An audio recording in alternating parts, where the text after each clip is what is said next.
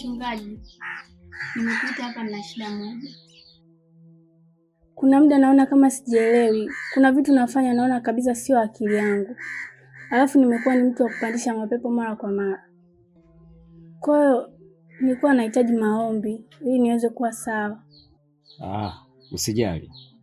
Ukisoma ile Zaburi ya 23 mstari wa kwanza inasema, Bwana ndiye mchungaji wangu na sitopungukiwa na kitu.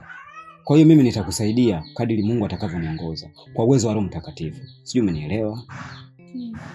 Na kitu kingine tukisoma katika Luka 10:19 inasema, Mungu ametupa mamlaka ya kukanyaga nge na nyoka. Hakuna kitu chochote kitakachotuzuru. Hivyo basi nitakufanyia maombi naye Mungu aliye juu mbinguni atakusaidia. Sawa? Muamini Mungu, muamini Yesu pia.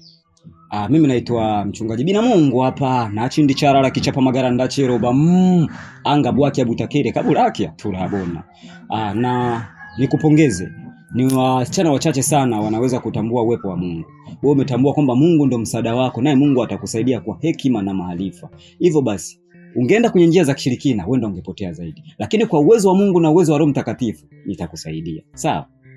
Baba, katika jina la Yesu na damu ya Yesu, Mungu lejo mbinguni, ukanipe nguvu sana kusudi lako Mungu. Ninavunja na kukemea kila roho, mapepo, majini, majinamizi, turao, rika sakara busheke Baba. Mungu kanino katende sana kusudi lako Mungu. Wasiri kununa sasa kwa bidua Mungu Jehova Lishenda. Ninavunja kila roho, ninavunja kila nguvu za giza. Moto urao, rika sakara busheke Baba. Rika sakara Baba, katika jina la Yesu, Mungu kanino katende sana kusudi lako Mungu. Hakuna Mungu kama wewe Mungu Jehova. Wasiri kununa, wasiri kwa bidua. Ninavunja na kung'oa kila hila, kila chogo, kila chogo. Baba yako kwa Mungu ninavumilia Jehova katika jina la Yesu. Mungu onekana malaika wako Baba katika jina la Yesu. Hata malaika wako naamini Roho Mtakatifu atanitetea Baba katika jina. Japo umekuja Mungu wangu ninakuamini Baba nakuomba